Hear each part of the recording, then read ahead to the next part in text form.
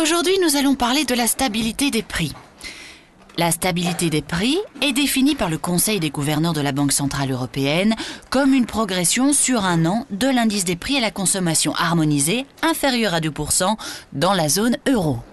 Excusez-moi, pourriez-vous expliquer ça plus simplement, s'il vous plaît? Bien. Imaginez un panier rempli de toutes sortes de produits, comme du pain, des tomates, du lait ou des chaussures, des ordinateurs. On contrôle le prix de ce panier régulièrement et on calcule la hausse annuelle du prix, ou plus rarement la baisse. Globalement, si l'augmentation est inférieure à 2%, on parle de stabilité des prix. C'est plus clair? Bon, commençons par le commencement. En fait, à quoi sert l'argent? Sans argent, nous devrions échanger une chose contre une autre. Comment un boulanger paierait-il son coiffeur? En lui offrant du pain. Mais si le coiffeur n'en voulait pas, comment serait-il payé? Tout deviendrait très compliqué. C'est pourquoi l'argent a été créé. Il facilite le commerce. Mais retenez qu'il n'a pas toujours conservé sa valeur. À certaines époques, les prix se sont envolés.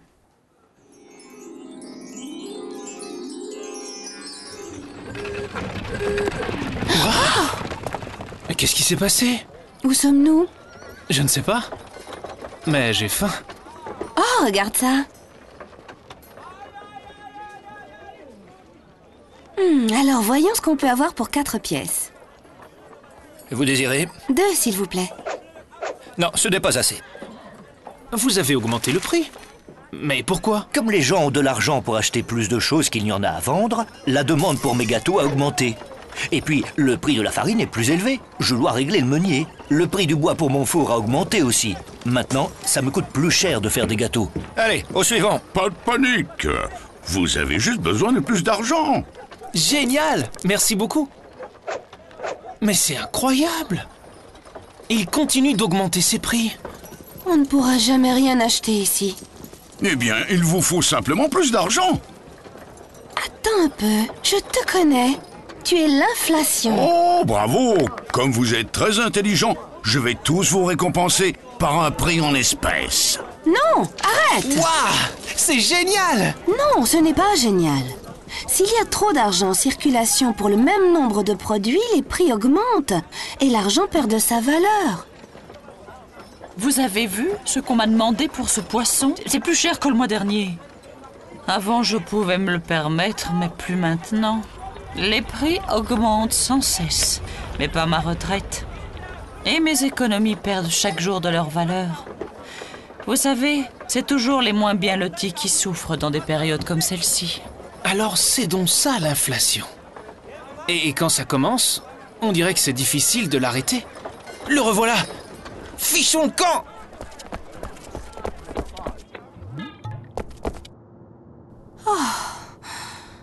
On l'a échappé belle.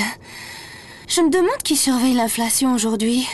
Est-ce que la prof n'avait pas parlé de la Banque centrale européenne et de la stabilité des prix? Si.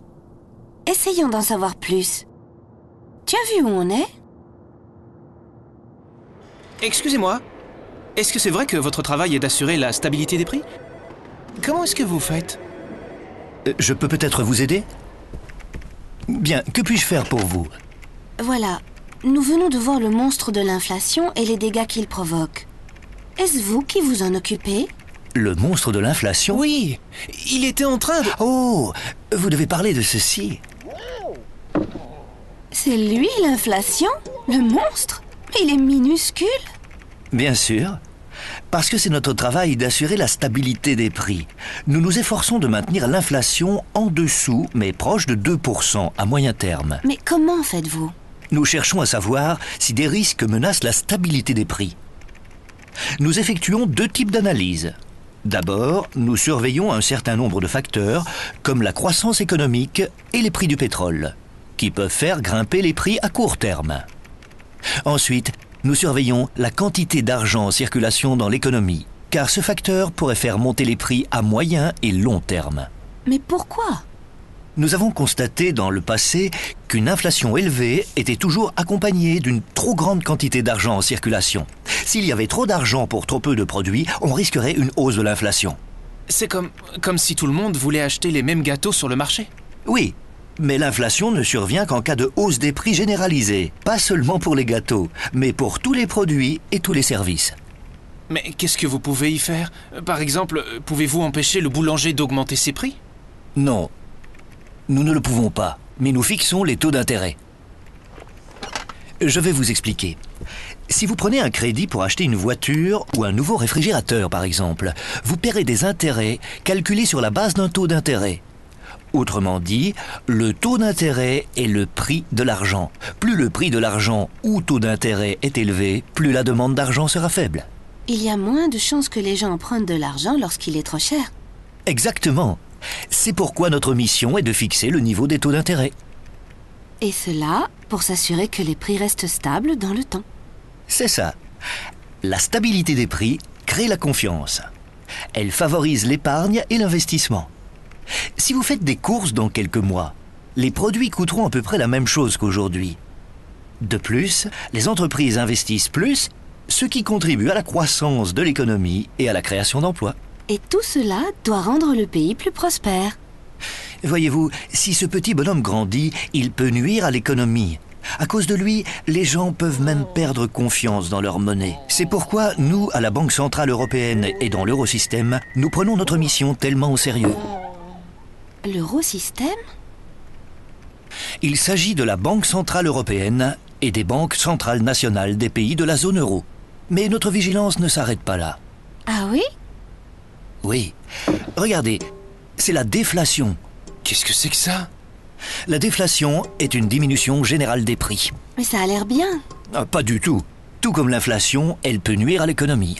Par exemple, si tous les prix diminuent régulièrement, vous attendrez avant d'acheter quelque chose, en espérant que votre achat coûtera moins cher la semaine suivante, et encore moins cher un mois plus tard.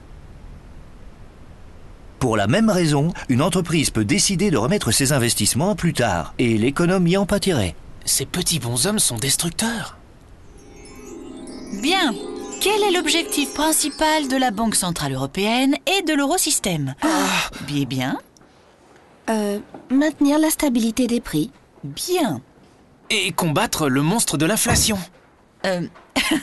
Pourquoi ne pas l'appeler ainsi? Oui. Super.